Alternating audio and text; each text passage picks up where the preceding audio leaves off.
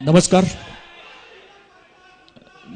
आजच्या कार्यक्रमाला सुरुवात करताना मला सर्वप्रथम दिशा फाउंडेशनचे आभार मानायचे आहेत. त्याचं कारण असं की राजजींशी अनेक कॅमेऱ्यांसमोर बोलण्याची अनेक वेळेला वेळ आली विविध वाहिन्यांवर, पण जाहीर कार्यक्रमामध्ये अशा प्रकारच्या मुलाखतीचा हा माझा पहिलाच प्रसंग आहे. राजजींचं महाराष्ट्रातलं स्थान आणि महाराष्ट्रातलं त्यांची कामगिरी याच्याबद्दल कुठल्याही प्रकारच्या ओळखीची किंवा प्रस्तावनेची अजिबात गरज नाही याची मला कल्पना आहे. मुलाखतीचं नावच आपण बघितलं असेल, रोखठोक. त्यामुळे कुठल्याही प्रकारच्या नमनाला घडावर तेल न घालता एकाच गोष्टीचा फक्त मुद्दाम उल्लेख करेन. इतक्या साऱ्या ज्येष्ठ नेत्यांच्या मुलाखती घेतल्यानंतर राजजींच्या बाबत आढळणारा एकच भाग फक्त सुरुवातीला सांगतो आणि मुलाखतीला सुरुवात करतो. महाराष्ट्रामध्ये अनेक नेते होऊन गेले, पण अत्यंत सुस्पष्ट शब्दामध्ये आपले विचार मांडणं,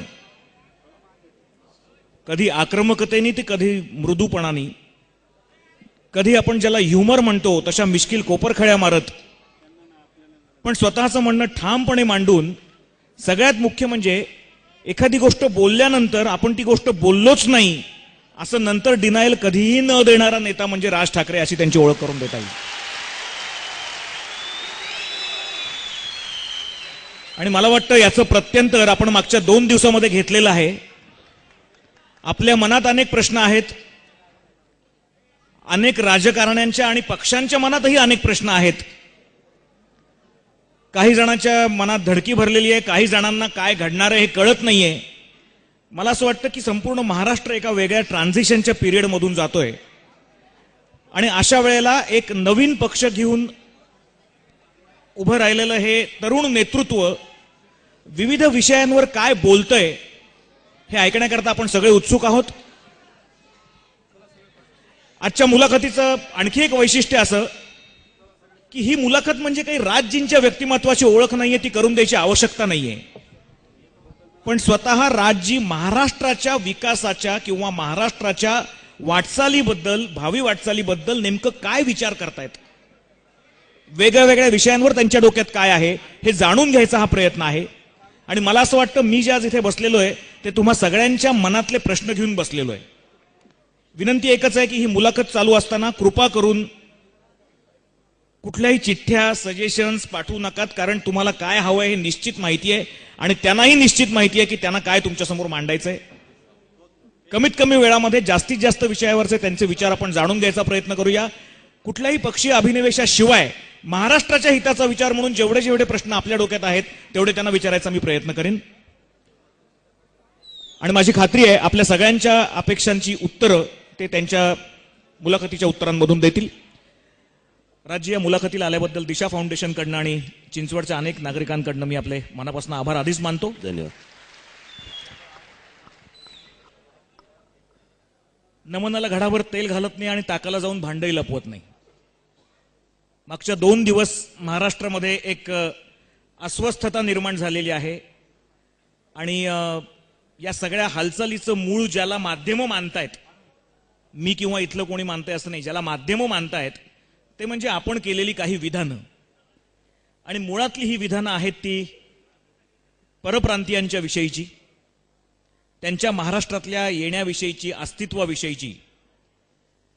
सुरुवातच मुलाखतीची मला इथून करायची आहे की आपण परप्रांतीयांच्या मुंबईत असण्याबद्दल, त्यांनी सण साजरे करण्याबद्दल किंवा त्यांनी त्यांच्या इतर गोष्टी करण्याबद्दल जे आक्षेप घेतलेत त्याची नेमकी कारणं काय? नाही, मला असं वाटतं की जे कोणी इतर परप्रांतातनं येतात मुंबईत, पुण्यात, महाराष्ट्रात, त्यांनी महाराष्ट्राची संस्कृती जोपासावी, आपल्या राज्याची संस्कृती इकडे जोपासू नये, एवढी फक्त माझी स्वच्छ भावना आहे. तुम्ही जर महाराष्ट्रामध्ये येणार असाल, रोजीरोटी कमवणार असाल, इथले जर समजा तुम्ही मानणार असाल तर तुम्हाला महाराष्ट्र दिनच साजरा करावा लागेल. उत्तर प्रदेश दिन वगैरे साजरे करता येणार नाहीत, बिलकुल नाहीत. प्रश्न असा आहे की कोणी उत्तर प्रदेश दिन साजरा करतो किंवा काय ते छठ पूजा होतात किंवा काय, विषय पूजेचा नाही. विषय दिन साजरा करण्याचा नाही, याच्या मागून ते एक आपली ताकद दाखवण्याचा जो प्रयत्न करतायत तो मला हाणून पाडायचा आहे. आणि नाही ते चोचले मी महाराष्ट्रामध्ये सहन करणार नाही. 2-2, 2,500 हजार मैलावरनं इथे येऊन आम्हाला दादागिरीची भाषा नाही शिकवायची कोणी, बिलकुल ते शिकवायची. आणि माझ्या आक्षेपाचं कारण हेच आहे. ज्या वेळेला ह्या सगळ्या गोष्टी घडतात, आज तुम्ही मुंबईत घ्या, महाराष्ट्रात कुठेही घ्या, पुण्यात घ्या, हे ज्या पद्धतीने हळूहळू हळूहळू घुसत जातात, काय आपल्या महाराष्ट्रामधल्या मराठी पोरांमध्ये कॅलिबर नाही? ते ह्या कुठच्याही प्रकारचं काम करू शकत नाहीत.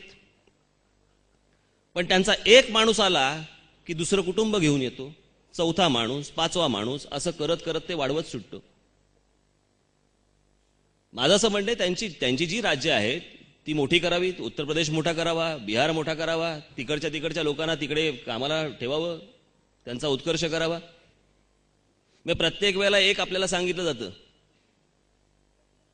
की या देशामध्ये बघितलं गेलं तर कोणत्याही राज्यामधला माणूस कुठच्याही राज्यामध्ये जाऊन राहू शकतो, असं घटनेमध्ये दिलंय. त्याच्या खालचं एक कलम आहे, ते प्रत्येक वेळेला टाळतात. त्याचं दुसरं कलम असं आहे, पण ज्या राज्यात तुम्ही जाल तिथल्या स्थानिक लोकांना तुम्ही उपद्रव करणार नाही, तुमचा त्रास होणार नाही, याची देखील काळजी घ्या. आणि प्रत्येक वेळेला हे डोस आम्हालाच पाजले जातात की कोणी कुठच्याही राज्यात जाऊ शकतं आणि कुठेही राहू शकतं. मान्य ना मला, पण तिथल्या स्थानिकांना तुम्ही त्रास देऊ शकता, तिकडच्या स्थानिकांचा रोजगार तुम्ही छीनू शकता, असं कुठेही लिहिलेलं नाही. छटपूजेबद्दलच्या तुमच्या विधानाबद्दल काल संध्याकाळी रामविलास पासवानांनी असं एक विधान केलंय की महाराष्ट्रीयन माणसांनी जर दिल्लीमध्ये जाऊन गणेश चतुर्थी साजरी केली, आणि त्याला जर बंदी झाली तर काय करायचं? गणेश चतुर्थी मला असं वाटतं हा काही फक्त मराठी माणसाचा सण नाही. गणपती हा संपूर्ण देशाचा आहे. जपानपर्यंत सगळेजण मानतात. हो, रामविलास पासवानकडे बघितल्यानंतर मला नाही वाटत तो शाळेत गेला असेल. आणि ह्या सगळ्या याच्यामध्ये यांना माहितीच नाहीत कोणत्या गोष्टी. तर प्रश्न असा आहे, गणपतीची पूजा ही देशभर होते. नॉर्थ इंडियामध्ये होते, साऊथ इंडियामध्ये होते, मध्य भारतामध्ये होते, सगळीकडेच होते. अजून काही वेगळं? तुमच्या विधानानंतर जे काही एक वादळ उठलेलं आहे 2 दिवसापूर्वीपासून, त्याच्यामध्ये अमरसिंगांनी सुद्धा नुकतंच विधान केलेलं आहे की छठ पूजा होऊ दिली जाणार नसेल तर आम्ही काठ्या पुरवू. मी काल सांगितलंच ना, तुम्ही जर काठ्यांची भाषा केली तर मी तलवारीचीच भाषा करीन. आणि हे तुम्ही आम्हाला इथे येऊन काठ्या बिठ्या दाखवायची गरज नाही. हे हिम्मत तुम्ही करू पण नाही. या महाराष्ट्रात यायचं, निमूटपणे राहायचं आणि जायचं. ही भाषा इथे चालून देणार नाही मी, बिलकुल नाही. समाजवादी पक्षासारख्या पक्षांनी असं एक माझा आक्षेप समाजवादी घेतलेले पक्ष हा विषयच नाही. त्यांची आज रॅली आहे म्हणून त्यांच्यावरती सगळं गेलं. बरं का, मला ते देणं घेणं पण नाही. त्या असा एक महाराष्ट्र नवनिर्माण सेना स्वतःचा एक राजकीय आधार वाढवण्याकरता याचा उपयोग करते, असं एक काल प्रेस कॉन्फरन्स घेऊन समाजवादी पार्टीने जाहीर केलं. त्यांना कुठे, त्यांना माहिती पण नाही असतात गोष्टी. अज्ञानी लोकांच्या प्रतिक्रियांवरती आपण काय प्रतिक्रिया देणार? मी ज्या वेळेला शिवसेनेमध्ये होतो त्यावेळेला मी रेल्वेचं आंदोलन केलं होतं. विसरले का सगळे? इतकी जर स्मरणशक्ती यांची कमी असेल तर मला असं वाटतं राजकारण त्यांनी सोडून द्यावं. मी हे कधीपासून ही गोष्ट मांडत आलेलो आहे. आणि दुसरी गोष्ट सांगायची झाली तर माझे आजोबा, माझे काका, इथपासून ही गोष्ट संस्काराने माझ्याकडे आलेली आहे. ती पुढे वाढवतोय, पुढे नेतोय. ती याच्यामध्ये मी राजकीय अजेंडा कसला आला? राज्य एक विचारांची सुस्पष्टता म्हणून आता तुम्ही सांगितलेल्या मुद्द्यावरच थोडंसं पुढे जातो. आपण शिवसेनेमध्ये असताना रेल्वे भरतीबद्दल जे आंदोलन केलेलं होतं की फक्त बिहारी माणसांचीच तिथे नियुक्ती केली जाते, त्यांना फेवरेबल ॲटमॉस्फिअर आहे, महाराष्ट्रीयन मुलांना ही संधी का नाही? आता शिवसेनेकडनं तो मुद्दा थोडासा बाजूला ठेवला गेलेला आहे आणि त्याच वेळेला मनसेकडनं हा उचलला गेलेला आहे. कारण मी शिवसेनेत बाहेर गेलेलो. मी शिवसेनेमध्ये होतो त्यावेळेला तो शिवसेनेकडे मुद्दा होता. मी जेव्हा शिवसेनेतनं बाहेर पडलो तेव्हा तो माझ्याकडे मुद्दा, इकडे आला तो मुद्दा. आता साधी सरळ सोपी गोष्ट आहे ना, त्याचा काहीच प्रश्न नाही. थोडंसं बारीकसं विषयांतर होते, पण याच विषयानंतर ते झालेलं आहे म्हणून विचारतो. जया बच्चन यांनी असं विधान केलेलं आहे की आम्ही ठाकरेंना ओळखतो चांगलं आहे. आणि त्याच्यामुळे तुम्ही जे काही म्हणालेलं आहात, शाळेविषयीचं विधान तुमचं जे होतं, ऐश्वर्याच्या नावाने जी शाळा काढली गेली, माझं अत्यंत स्पष्ट मत होतं.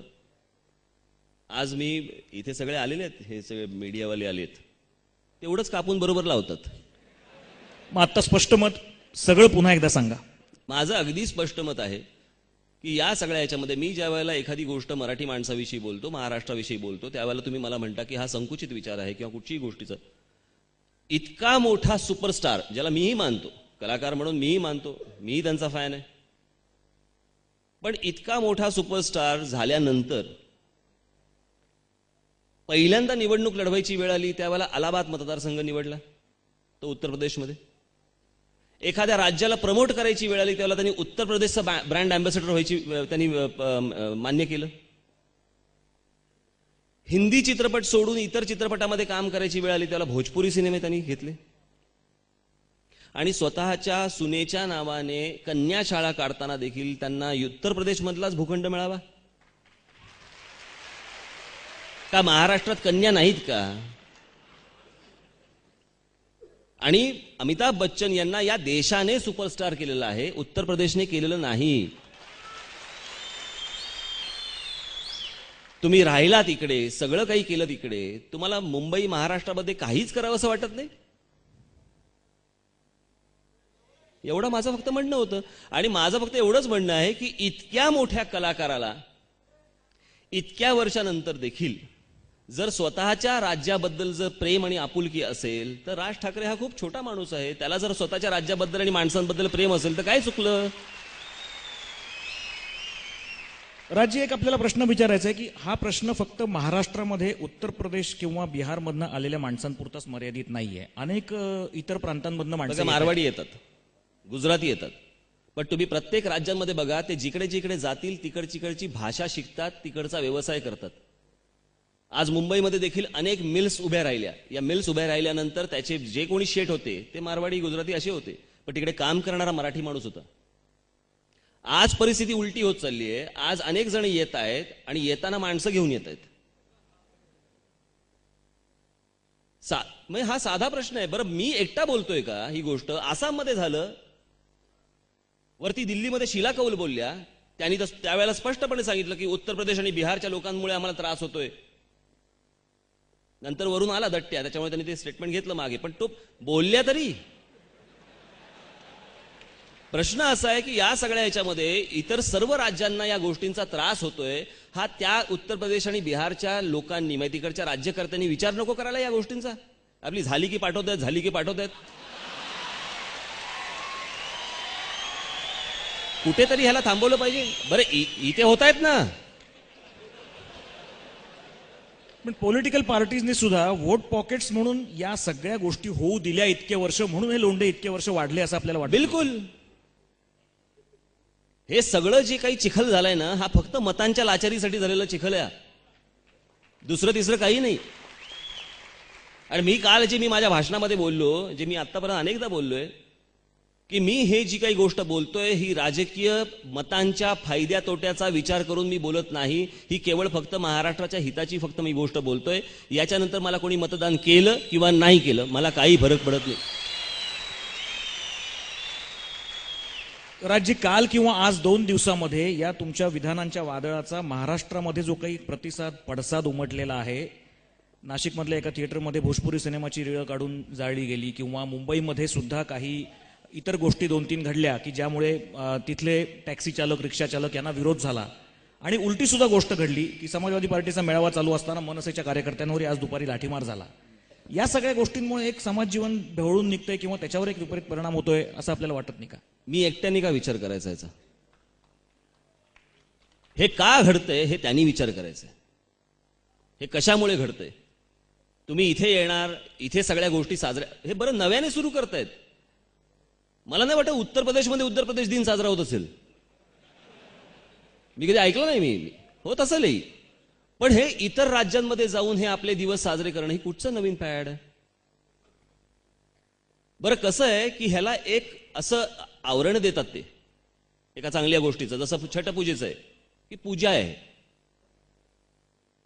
पूजा आहे आमचं काहीच म्हणणं नाहीये, पूजेच्या नावाखाली काय चाललंय. पण राजजी ह्याला गिरगाव चौपाटी बंद होते, दादर चौपाटी बंद होते, तुमची जुहू चौपाटी बंद होते, उद्या हे पुण्यात सुरू होणार. नाही, पण या कार्यक्रमांना उपमुख्यमंत्री पण हजर राहतात. हे कार्यक्रम शिवसेनेच्या मुख्यालयात सुद्धा होतात. दुर्दैव. अशा प्रकारचं. दुसरं काय बोलू मी याला. म्हणजे माझ्या आजोबांनी 1922 साली लिहून ठेवलं होतं की या मुंबई महाराष्ट्राचा विचका हे बाहेरून येणारे लोंढे करतील, असं 1922 साली लिहून ठेवलं. याच्यावरती शिवसेनेची स्थापना झाली. सुरुवातीपासून या सगळ्या गोष्टी केल्या गेल्या, हे सगळं फुकट गेलं. मी माझा जर हे बघा, साधी गोष्ट मी कालच सांगितलं की एक शिवाजीराव गायकवाड सारखा माणूस जो कुठे जन्माला आला मला माहित नाही, पण बडोद्यामध्ये होता. बडोद्यामधनं तो तिकडनं गेला, तामिळनाडमध्ये गेला. तामिळनाडमध्ये त्या शिवाजीराव गायकवाडचा रजनीकांत झाला. आणि तो रजनीकांत स्वतःला तमिळ समजतो. तो जन्माने जरी मराठी असला तरी तो स्वतःला तमिळ समजतो. इथे आलेल्या माणसांकडनं माझी जर ही समजा अपेक्षा असेल की त्यांनी स्वतःला पहिल्यांदा मराठी समजावं, माझी काय चूक आहे. APJ अब्दुल कलाम जे आपले राष्ट्रपती होते, त्यांचं अग्निपंख नावाचं पुस्तक आहे. त्या पुस्तकामध्ये पहिली ओळ आहे की एका फलाणा फलाणा गावामध्ये एका तमिळ कुटुंबात माझा जन्म झाला. धर्माने मुसलमान आहेत, पण सांगतायत की माझा एका तमिळ कुटुंबामध्ये जन्म झाला. किती स्वतःच्या भाषेविषयी, राज्याविषयी किती अभिमान आहे त्यांना. नाही, पण राजजी याला सगळ्या गोष्टीला एक घटनात्मक चौकट किंवा संविधान नावाच्या प्रकाराने जर विचार करायचा झाला आयडेंटिटी कार्ड देणं एवढा एकच मार्ग उरतो. दुसरा काय मार्ग तुम्ही सुचवाल. नाही, प्रश्न असा आहे या सगळ्या ह्याच्यामध्ये स्थानिक मराठी बेरोजगारांना, स्थानिक भूमिपुत्रांना ज्या दिवशी इथे नोकऱ्या लागायला सुरुवात होतील त्या दिवशी हे येतील आणि करतील काय. ज्या दिवशी हे फुटपाथ साफ व्हायला सुरुवात होतील, ज्या दिवशी महाराष्ट्र सरकारच्या, केंद्र सरकारच्या, कॉर्पोरेशनच्या जागा ज्या वेळेला रिकाम्या होतील आणि ह्यांना खेळण्यासाठी तिकडे मैदानं मिळतील, त्यावेळेला झोपड्या बांधतील कुठे. जसा एक मेसेज येतो ना इथे की बाबा रे इकडे या, इथे आहे मजा, कुठेही राहू शकता, काही करू शकता, झोपू शकता, काही कामं, तसा एक उलटा मेसेज जाणं आवश्यक आहे की बाबा आता इथे जाऊन काय उपयोग नाही, इथे आपण आता जाऊ शकत नाही. आणि संविधान काय फक्त आम्हालाच शिकवणार काय सगळेजण. तुम्ही तामिळनाडूमध्ये जा, तुम्ही आंध्र प्रदेशमध्ये जा, तुम्ही कर्नाटकामध्ये जा, तुम्ही केरळामध्ये जा, तुम्ही गुजरातमध्ये जा, चालून देतात का. त्यांच्या भाषेतल्या दुकानावरच्या पाट्या सोडून इतर पाट्या लागतात का. हे बघा, तुम्हाला एक गोष्ट सांगतो, जिकडे जमीन भुसभुशीत असते ना तिकडेच घुशी होतात. आणि माझा प्रयत्न चाललाय खडक बनवायचा की आतमध्ये काहीच होऊ शकत नाही. मला एक सांगा, मुंबईमध्ये मराठीचा टक्का कमी होणं याच्याकरता फक्त परप्रांतीयांचे लोंढे एवढं एकच कारण आपल्याला दिसतं का, अजून काही कारण आहेत. हे एकच टक्का तेवढाच आहे हो, बाकीचे वाढले. म्हणजे मराठी टक्का कमीच झाला ना तुलनेमध्ये. हो, म्हणजे लोंढ्यांमुळेच ना. प्रश्न असा आहे की समजा 5 लाख लोक होते आणि 2 लाख लोक इतर होते, ते 2 लाखाचे 20 लाख झाले, 5 लाख तिकडेच आहेत. आणि या सगळ्या गोष्टींमुळे एकूणच नागरी सुविधांवरती होणारा त्याचा परिणाम याचा कोणी विचार नाही करत. आज मुलांना शाळा राहिलेल्या नाहीत, ऍडमिशनची काय बोंब झाली आहे. म्हणजे वर्षानुवर्ष इथे राहणाऱ्या लोकांचा, जे स्वतः टॅक्स भरतायत प्रत्येक गोष्टीचा, त्यांना चांगले रस्ते मिळत नाहीत, त्यांना चांगल्या शाळा मिळत नाहीत, त्यांना चांगल्या बागा मिळत नाहीत, त्यांना चांगली मैदानं मिळत नाहीत, त्यांना चांगली हॉस्पिटल्स मिळत नाहीत. ही कशाची लक्षणं आहेत. म्हणजे आज मुंबई सारख्या शहराला पाणी पुरवठा करणारी, आज पुण्याला तसा प्रश्न नाहीये, परंतु मुंबई सारख्या ठिकाणी पाणी पुरवठा करणारी जी पाईपलाईन आहे, त्या पाईपलाईनवरती 40,000 झोपड्या आहेत. पाईपलाईनवर नाही बाबांनो, हा हसण्यासारखा मुद्दा नाही. मुंबईमध्ये आज बघा, आपण तुमचं भाग्य समजलं पाहिजे आणि ते होऊ नये अशी ईश्वरचरणी माझी प्रार्थना. जे मुंबईमध्ये आज बॉम्बस्फोटापासून सगळ्या गोष्टी ज्या घडतायत, उद्या जर या पाईपलाईनवरती जर काही झालं, मूळ मुंबईकर कुठून पाणी पिलो. उद्या पुण्यामध्ये समजा ही गोष्ट झाली, कुठून पाणी प्याल. अहो हे जे बाहेरून आलेत ना ते आपल्या गावाला परत निघून जातील पाणी येईपर्यंत. करायचं आणि कोणालाच याचं गांभीर्य नाही. सगळं फक्त निवडणुका निवडणुका आणि निवडणुका एवढ्या चक्राभोवती सगळं फिरतंय. मला एक सांगा, पण या अशा प्रकारच्या समस्येचं सोल्युशन हे लॉंग टर्म असतं किंवा त्याच्यावर काहीतरी स्पेसिफिक आणि ठोस मार्ग निघायला लागतो? याचं पहिलं काम म्हणजे स्वाभिमानाची इंजेक्शन दिली पाहिजेत. ज्या दिवशी ही गोष्ट कळेल ना, कसं होतं, मी आता साधी गोष्ट लक्षात घ्या. मी ज्यावेळेला पहिल्यांदा परदेशी गेलो, स्वित्झर्लंडला गेलो आणि ते सगळं देश पाहायला, काय सुंदर डोंगर आणि काय काय काय काय काय काय तिकडे रस्ते आणि काय काय प्रॉब्लेमच नाहीत. तिथे फिरत असताना पहिला माझ्या डोक्यात आलेला प्रश्न, कारण आपल्या डोक्यात तोच येऊ शकतो, मी म्हटलं इथला विरोधी पक्ष काय करतो? निवडणुकीच्या तोंडावरती आम्ही तुम्हाला हे देऊ, आम्ही तुम्हाला ते देऊ, आम्ही तुम्हाला ते देऊ, सगळंच होतं. मग विरोधी पक्ष करतो काय? पण विरोधी पक्ष आहे तिथे, कारण तिकडचे प्रॉब्लेम्स वेगळे आहेत, तिकडचे प्रश्न वेगळे आहेत. ज्या वेळेला आपल्याही ग्रामीण भागामधनं मंत्री लोक ज्या वेळेला शहरांमध्ये येतात त्यावेळेला त्यांना प्रश्न पडतो, प्रॉब्लेम काय? रस्ते आहेत, ट्रान्सपोर्टेशन सिस्टीम आहे, मार्केट्स आहेत, हॉस्पिटल्स आहेत, शाळा आहेत. पण ते ह्या शहरामध्ये राहणाऱ्या लोकांनाच कळू शकतं की ते पुरत नाहीये. आज ट्रॅफिकची परिस्थिती तुम्ही बघितली, सगळी कोलमडलेली आहे. मी या ट्रॅफिकच्या विषयावरती आर पाटलांना दोनदा बोललो की म्हटलं अहो यांची बैठक घ्या. पसरीचांसारखा एक माणूस आहे ज्यांनी ट्रॅफिकवरती इतका मोठा अभ्यास केलेला आहे, त्याच्यावरती डॉक्टरेट त्यांना मिळालेली आहे. म्हटलं त्यांना तुम्ही लावा ह्या विषयावरती कामाला. म्हणजे मुंबईचे, पुण्याचा, ठाण्याचा, आज शहरांचा जो सगळा विचका झालेला आहे सगळ्या ट्रॅफिकचा, त्याच्यावरती म्हटलं तुम्ही एक कमिटी नेमा आणि त्याच्यावरती काम करा. माझ्याकडनं आमच्याकडनं जे काही लागेल तुम्हाला आम्ही सहकार्य करायला तयार आहोत. बरं हे काही प्रेस पब्लिसिटीसाठी करू नका. याची पत्रकार परिषद घेतली आणि राज ठाकरेंकडनं ह्या सूचना आल्यात, बिलकुल करू नका. तुम्ही परस्पर करा. या सगळ्या गोष्टींचा परिणाम हा असा शहरांवरती होत असतो. मला एक आणि दोन, जे मी काल म्हटलं की घुसणं आतमध्ये, बरं का, हे जे ज्या पद्धतीने सगळं प्रकरण चालू आहे ना, ह्याच्यामध्ये फक्त ते तुम्हाला सांगतायत की बी केअरफुल, आमच्या वाट्याला जाऊ नका. आणि मला हीच गोष्ट मनात जी खटकते ती ही आहे, म्हातारी मेल्याचं दुःख नाही, काळ सोकावतोय. आणि उद्या भविष्यात येणाऱ्या संकटाची चाहूल फक्त मी आत्ता सांगतोय, जी माझ्या काकांनी ह्याच्या अगोदर सांगितली, जी माझ्या आजोबांनी ह्याच्या अगोदर सांगितली. आणि दिवसेंदिवस या सगळ्या शहरांचा विचका होत चाललेला आहे.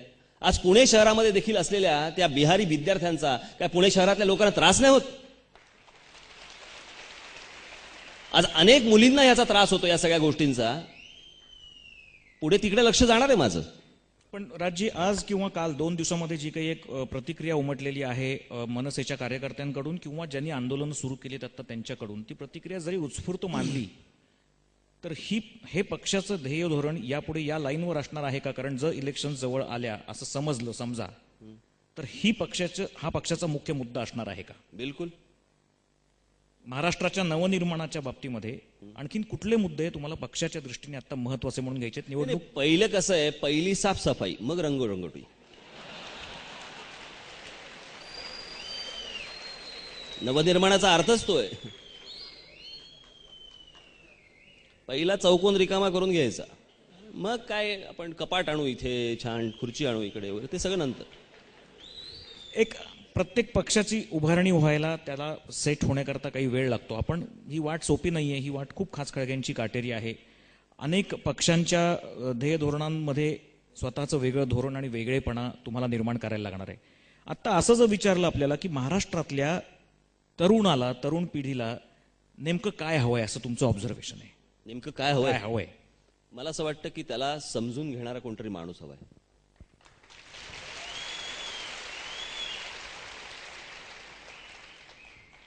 त्याला उंच भरारी मारायची त्याची इच्छा आहे, आशा आहे, अपेक्षा आहे, आकांक्षा आहे.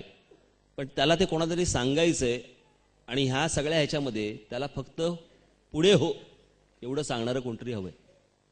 मला असं वाटतं महाराष्ट्रातल्या तरुणामध्ये काहीही कमी नाही. पण बाकीच्या पक्षांमध्ये त्याला हे मिळत नाही असं वाटतं आपल्याला. मला काय माहित. बाकीच्या पक्षांमध्ये आजूबाजूला आपण जर बघितलं तर दुसरी फळी निर्माण करण्यामध्ये किंवा तरुण पिढीला वाव देण्यामध्ये हे पक्ष कमी पडलेत असं आपल्याला वाटतं का? अगोदरच्या खुर्च्या सोडत नाही तो, तिथे प्रॉब्लेम आहे सगळा.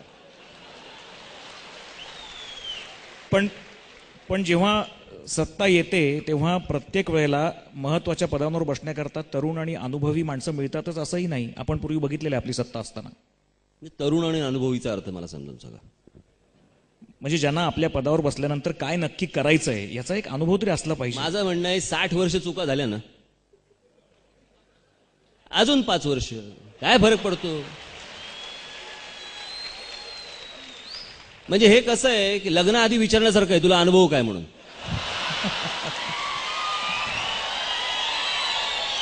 काय डोंबल्याचा सांगणार तो.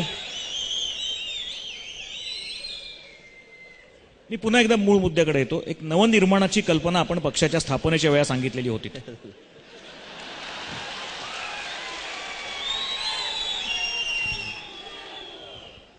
नवनिर्माणाची कल्पना आपण आपल्या पक्षाच्या स्थापनेच्या वेळेला सांगितलेली होती. आत्ताचं एक अस्थिर वातावरण जर आपण बघितलं महाराष्ट्रातलं आणि देशातलं सुद्धा, कधी निवडणुका लागतील सांगता येत नाही, कधी डावे पाठिंबा काढून घेतील सांगता येत नाही. महाराष्ट्रातल्या पक्षांचं इक्वेशन बघता आपल्या पक्षाची जी लाईन ऑफ ऍक्शन आहे ही काय असणार आहे? कारण आपल्या पक्षाच्या स्थापनेनंतर आपल्याला ताबडतोब येणाऱ्या निवडणुकांमध्ये तसा फारसा वेळ मिळत नाहीये. आपली लाईन ऑफ ऍक्शन काय असणार आहे? नाही, मला असं वाटतं मी आता पक्ष बांधणी करतोय, पक्ष बांधतोय, पुढे नेतोय आणि ह्या सगळ्या गोष्टी लोकांपर्यंत न्यायला, लोकांपर्यंत पोचवायला आणि लोकांना त्या पटायला थोडा वेळ जाणार. त्याच्यामुळे येणारी निवडणूक लगेच मी काहीतरी माझं टार्गेट म्हणून पकडतोय असं काही नाहीये. इतर पक्षांच्या बाबतीत थोडंसं फक्त तुमचं ह्या सगळ्या गोष्टींमध्ये माझी भूमिका एकच राहणार. हे बघा, मी ज्या वेळेला पक्ष स्थापन करण्याचा ज्यावेळेला विचार केला त्यावेळेला मला फक्त नवनिर्माण सेना असं पण नाव मला टाकता आलं असतं, करता आलं असतं. पण मी मुद्दामून महाराष्ट्र नवनिर्माण सेना असं नाव टाकलं कारण मला महाराष्ट्राची बॉर्डर सोडून मला बाहेर जायचं नाही. म्हणजे माहिती आहे ना, हल्ली आपल्याकडे असतात ना बरेच जण, माझ्याकडे खूप येतात, कडे तर गल्लीत पण ओळखत नसतात, राष्ट्रीय नेता व्हिजिटिंग कार्ड छापतात. हे असले कुठचेही राष्ट्रीय नेता होण्याची मी स्वप्न पाहत नाहीत, कारण माझ्या मते दिल्लीत गेलेला माणूस फुकट जातो. त्याच्यामुळे त्या भानगडीत मला पडायचं पण नाही, मला जायचं पण नाही. मला जो काही विचार करायचा आहे तो महाराष्ट्राचा विचार करायचा आहे आणि महाराष्ट्राच्या जनतेचा विचार करायचा आहे. त्याच्यासाठी म्हणून मला जे काही करता येईल ते मी करतोय. त्यासाठी थांबायची तयारी आहे? बिलकुल. मला एक सांगा, नवीन नेतृत्व निवडताना तुम्ही काय निकष या तरुणांमध्ये लावताय आता? नाही, मला असं वाटतं पहिलं कामालाच लावलं पाहिजे ना. कसं आहे, ही काय बघायचा दिवस नाही हा, किंवा पोहे केलेत जरा गाऊन दाखव वगैरे असं काही नसतं. मुळात जो समोर येईल त्याला त्याचं काम, तू हे काम कर, ते नाही करता आलं दुसरं काम कर, त्याचा एक आयुष्याचा कल असतो की त्याला बरोबर ते समजतं की बाबा हे माझं काम आहे. आणि माझ्याकडे बरेचसे येणारे जे सगळे तरुण आहेत हे ठरवून असतात की मला आयुष्यात काय करायचंय, किंवा मला राजकारणात करायचं असेल तर राजकारणात मला कुठच्या अंगाने काम करायचंय.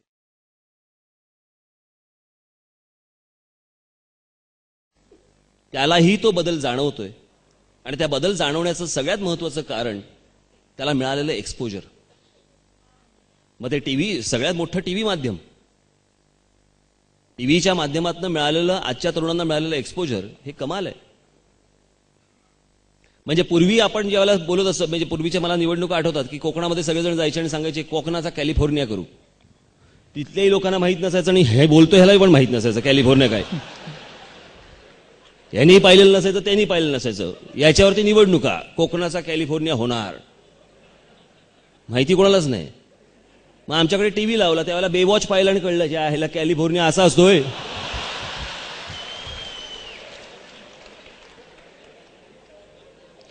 आता ते जे एक्सपोजर आहे, आता तुम्ही कोकणात जाऊन तुम्ही तिकडच्या तरुणाला सांगू नाही शकत मी कोकणाचा कॅलिफोर्निया करतो.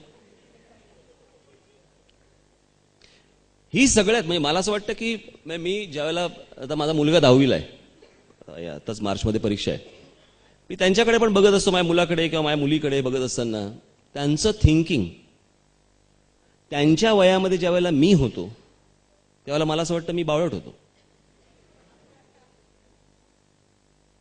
ते ज्या पद्धतीने विचार करतात एखाद्या गोष्टीचा तो विलक्षण वेगळा आहे. आणि तो वेगळा आहे याचं मूळ कारण त्यांना मिळालेलं एक्सपोजर. त्याचे फायदेही आहेत, त्याचे तोटेही आहेत. म्हणजे आता जन्माला जी मुलं, आता जी काय 4-5 वर्षाची 5-6 वर्षाची मुलं आहेत, त्यांना हेही माहीत नाही. म्हणजे जे मी भाग्यवान समजतो आपल्या पिढीला खरं तर, की आपण ट्रंक कॉल पाहिला, आपण पोस्टमन पाहिला, तो अजूनही येतो, पण आपण ते असे फिरवायचे फोन पाहिले, फोन लागत नाही. म्हणजे कुठेतरी तुम्ही गेलात की 1 दिवसानंतर तुम्ही तुमच्या आईवडिलांशी बोलायचात कुठे. ही जी संपूर्ण गोष्ट होती, किंवा टीव्ही लावल्यानंतर त्याच्या अशा खरखर खरखर खरखर यायचं ते पहिल्यांदा 6 वाजता, आणि मग ते लावल्यावरती ते सुरू व्हायचं ना, ढोंगटोराडा, सगळे असे बसलेले असायचे, तिथपासून टीव्ही बघायचे. आता 80 चॅनल काय आणि 100 चॅनल काय. मला एक सांगा राज्य, की आजच्या तरुण माणसाला, तरुण पिढीला ती 1 लाखात मिळणारी गाडी असेल किंवा 1 लाखात फ्लॅट देण्याच्या वल्गना ज्या काही बिल्डर्सकडनं होत आहेत त्या असतील, जगण्या मरण्याचा मुळात प्रश्न पडलेला आहे की मी जगू कसा, मला रोजगार कसा मिळेल, त्याच्यावर माझं घर कसं चालेल. नवनिर्माण करताना या मुंबईतल्या गोष्टी, मी ते हेच बोलतोय ना. माझं असं म्हणणं आहे की मी जर समजा उद्या राज्याचा प्रमुख आहे, तर मी एवढं नक्की बघीन की माझ्या राज्यामध्ये कोणकोणते उद्योग मी आणणार आहे, आणि ते उद्योग मी आणत असताना तिथल्या स्थानिक भूमिपुत्रांना मी त्या प्रकारचंच प्रशिक्षण देईन, जेणेकरून ते उद्योग आल्यावरती तो ताबडतोब तिकडे लागला पाहिजे. आपल्याकडे होतं असं की इंडस्ट्री आल्यानंतर आपल्याला इकडच्या लोकांना, मुलांनाच माहिती नसतं ही इंडस्ट्री काय येते, इथे कोणत्या प्रकारचे जॉब्स आहेत, कोणत्या प्रकारचं शिक्षण लागतं, काय लागतं, काहीच माहिती नसतं. हीच गोष्ट गुजरातमध्ये होते ना. नरेंद्र मोदींना मिळणारा जनाधार हे काय सांगतो, दुसरं तेच सांगतो ना. प्रत्येक देशामधल्या प्रत्येक राज्याच्या नेत्यांनी जर समजा आपल्या राज्याचा विचार केला आणि विकास केला, तर मला असं वाटतं की हा देशच विकासाकडे जाईल. पण आम्हाला विकास जमत नाही म्हणून आमची तुम्ही सांभाळा, हे नाही उद्योग बरोबर. हे नाही जमणार. पण तिकडे ते जया बच्चन तर म्हणतात की तुम्ही तुमच्या कोहिनूर मिल मधली जागा त्यांना शाळा काढण्याकरता द्यावी, त्या तिथेही शाळा काढतील. आता गंमत बघा, त्या म्हणतात की राज ठाकरे मुझे कौन है मालूम नाही. आता मी मालूम नाही, माझा प्लॉट मालूम आहे. हे बरं आहे, ते बरोबर माहिती. पण त्यांनी मागितली तर तुम्ही द्याल. ज्या किमतीला असेल त्यांनी घेऊन जावी. बरं, प्लॉट कशाला माहितो, त्याची जे काय किंमत असेल तिकडे त्यांनी युनिव्हर्सिटी बांधावी. हो,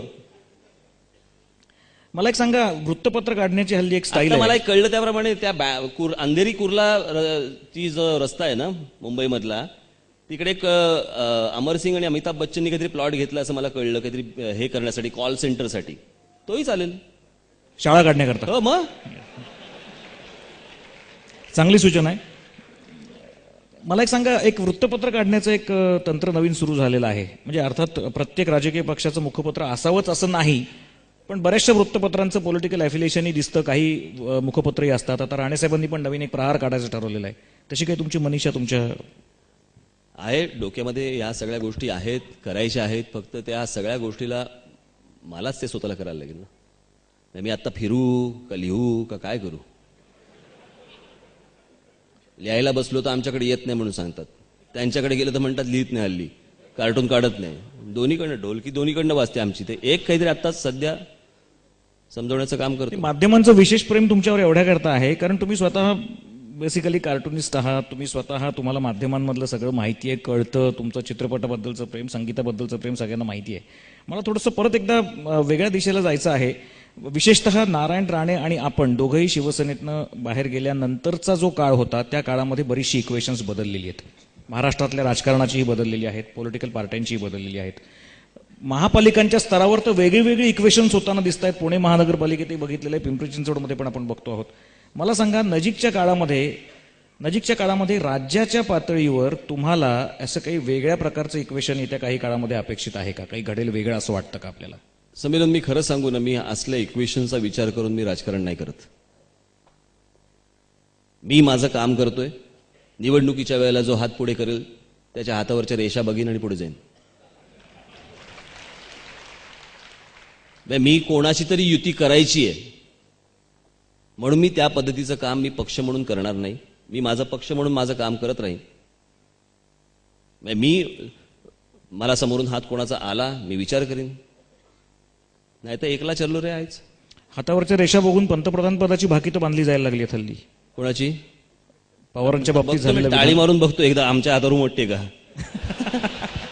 अशी येते का बघतो ती.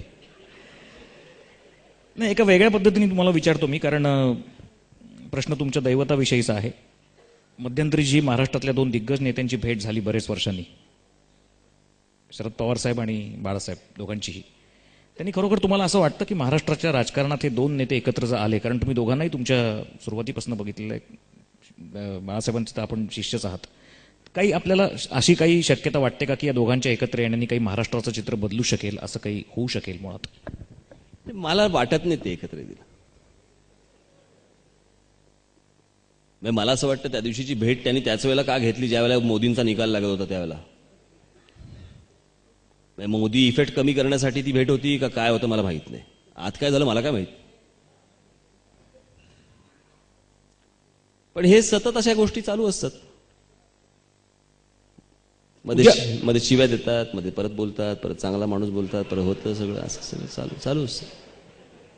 उद्या समजा जर धरून चाला की महाराष्ट्रात किंवा देशभरामध्ये एकदम सडनली निवडणुका जाहीर झाल्या, त्याचं कारण तुम्हाला मी विचारतो की आता या पुनर्रचनेच्या लफड्यामध्ये बऱ्याचशा पॉलिटिकल लीडर्सचं नुकसान होणार आहे, पॉलिटिकल पार्टीचं नुकसान होणार आहे. त्यामुळे किंवा डाव्यांचं पटेल की नाही वर अणुकरारावरच्या ह्याच्यात मी तुम्हाला एक, आता तुमची एक स्वतःची पार्टी आहे, तुम्ही एक महाराष्ट्रात एक काही भूमिका घेऊन पुढे जात आहात, असं जर काही ट्रान्सफॉर्मेशन झालं आणि ताबडतोब काही निवडणुका लागल्या तर महाराष्ट्रातली आत्ता परिस्थिती काय असेल असं आपल्याला वाटतं निवडणुकांच्या वेळची? हे बघा, मी अगदी परत तुम्हाला तेच सांगतो. निवडणुकांविषयी मला असं वाटतं की माझा पक्ष हा तिथे कुठेही आतमध्ये जाणं, ह्यातनं जर समजा राज्यामध्ये काही बदल घडणार असेल तर या कोणाबरोबर तरी इक्वेशन जमवून आज जाणं महत्वाचं. नसेल पुढे बघू, घाई कोणाला आहे? तुम्हाला जर मी विचारलं की तुमच्या आत्ता महाराष्ट्रापुढची सगळ्यात मोठी आव्हानं काय, ताबडतोब एक टॉप प्रायोरिटीची आव्हानं काय, तर आपण काय सांगाल? सगळ्यात महत्वाची गोष्ट म्हणजे मी नेहमी एक वाक्य सांगत आलो की तुम्हाला डोळे दान करता येतात, तुम्हाला विजन डोनेट नाही करता येत. आय डोनेट करता येतो आपण, विजन डोनेट नाही करता. आज सगळ्यात महत्वाचा विजनचा प्रॉब्लेम आहे. आपलं राज्य, आपलं स्वतःचं राज्य, आज या सगळ्या ह्याच्यामध्ये महाराष्ट्रामधला सगळ्यात म्हणजे जर कुठे काही आपण प्रगतीच्या गोष्टी बोलतो, प्रगतीच्या गोष्टी बोलत असताना एक त्रिशूळ असतो आणि तो आहे पाण्याचा, विजेचा आणि रस्त्यांचा. हे 3 गोष्टी जर समजा झाल्या तर पुढच्या गोष्टी आपोआप होतात. या 3च गोष्टींवरती जर समजा राज्याने पूर्णपणे फोकस केलं तर बाकीच्या गोष्टी व्हायला वेळ लागत नाही. कारण आत्ता कसं आहे, आत्ता ते सगळं वेडवाकडं चालू आहे. म्हणजे त्याला काय, जसं तो अमिबा असतो नाही का, असा त्याचा असा दिसतो आपल्याला, असं ते सगळं वेडवाकडं चालू आहे. पण त्याला काही प्लॅनिंग नाही. आज तुम्ही शहरांचं पण बघितलं तर त्याला टाउन प्लॅनिंग नाही.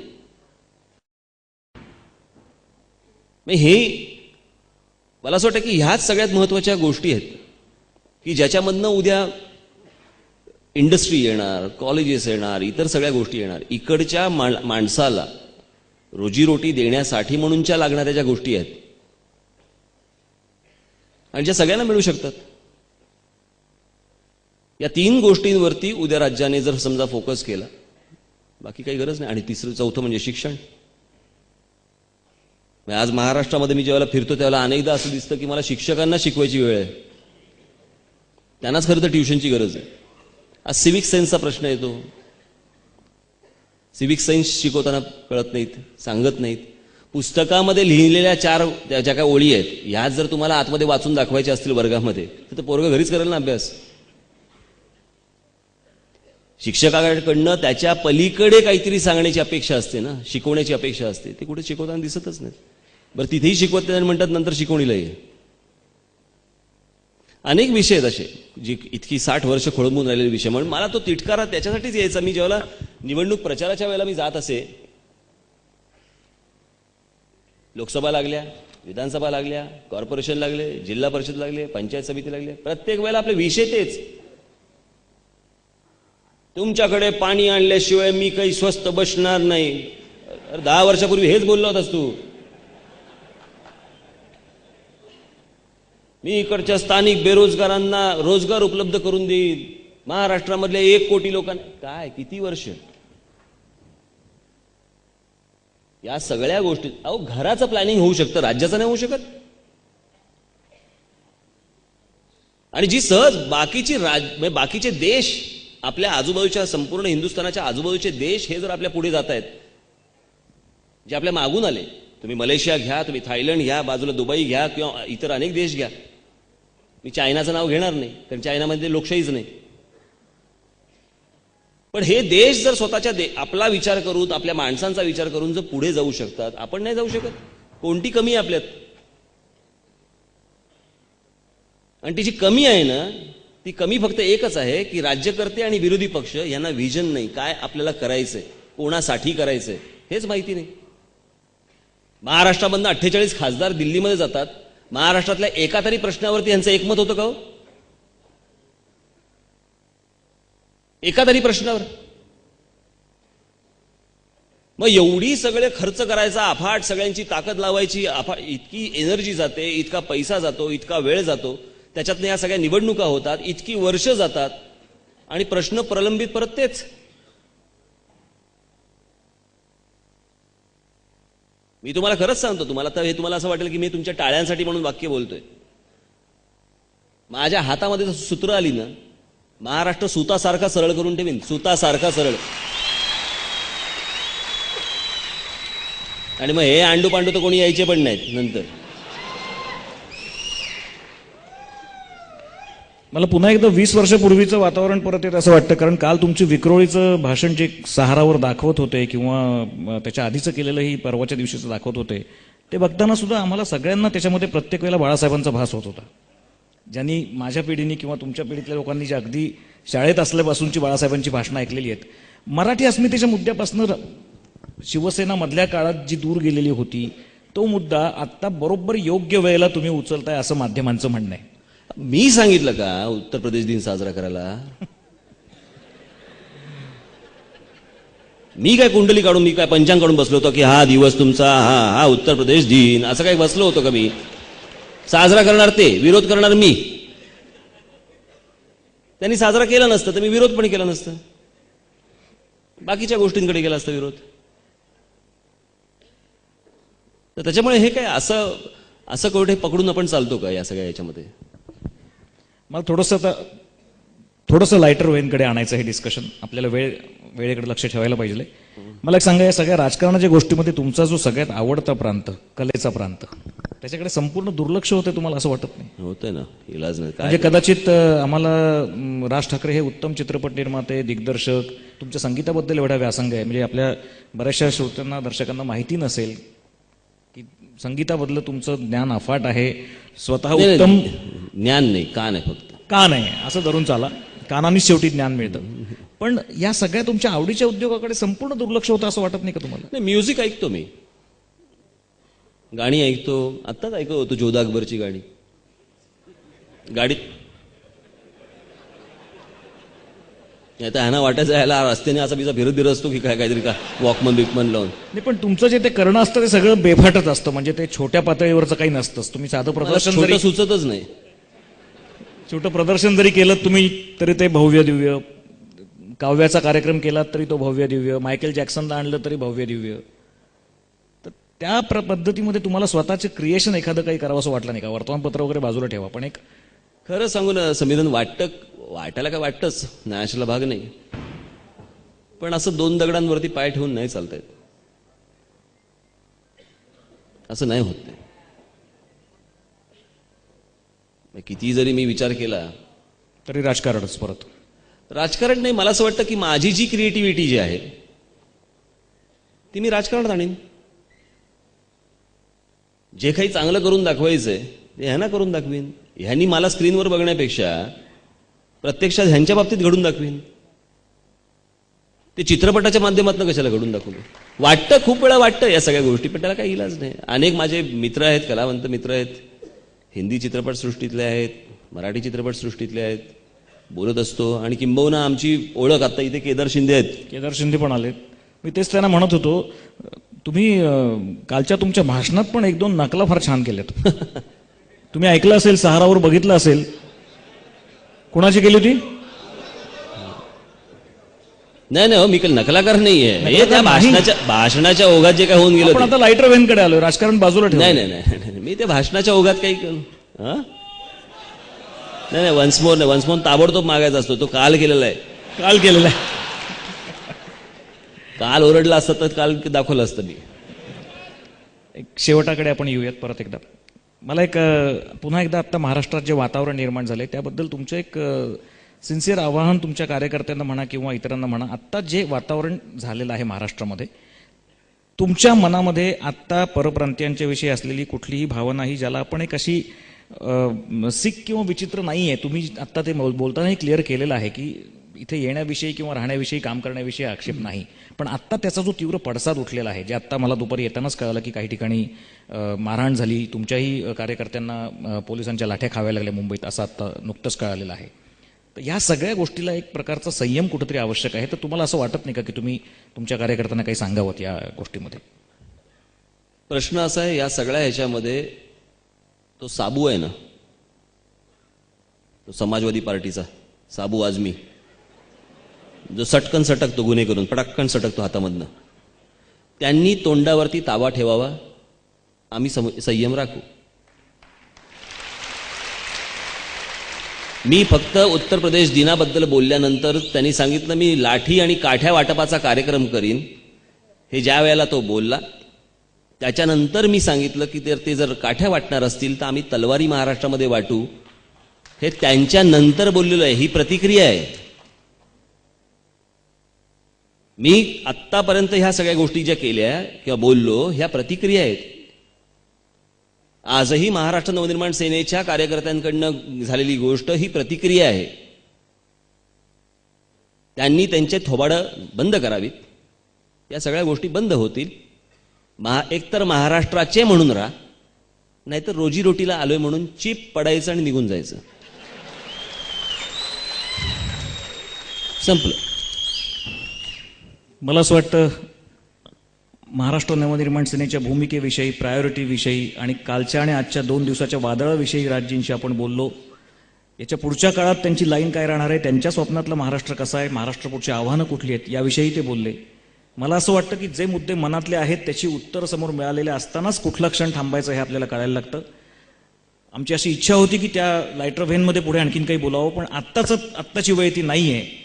आणि आत्ता बाकीचे सुद्धा त्यांचे कार्यक्रम खूप ठरलेले आहेत. आपल्याला माहिती आहे महाराष्ट्रातली परिस्थिती सध्या काय आहे आत्ता. त्यामुळे मी राजजी इथे आले, त्यांनी आपल्या प्रश्नांना उत्तरं दिली, त्याबद्दल दिशा फाउंडेशनतर्फे, आपल्या पिंपरी चिंचवडकरांतर्फे मनापासून आभार मानतो. नमस्कार. नमस्कार. यानंतर सचिन साठे यांना विनंती, आपण उपस्थितांचे आभार मानावेत. सन्माननीय सचिन साठे. या कार्यक्रमाच्या निमित्ताने महाराष्ट्र नवनिर्माण सेनेचे युवा स्वप्न माननीय राजसाहेब ठाकरे यांचे प्रथम मी दिशा सोशल फाउंडेशनच्या वतीने आभार मानतो. तसेच कार्यक्रमासाठी ज्येष्ठ पत्रकार संवादक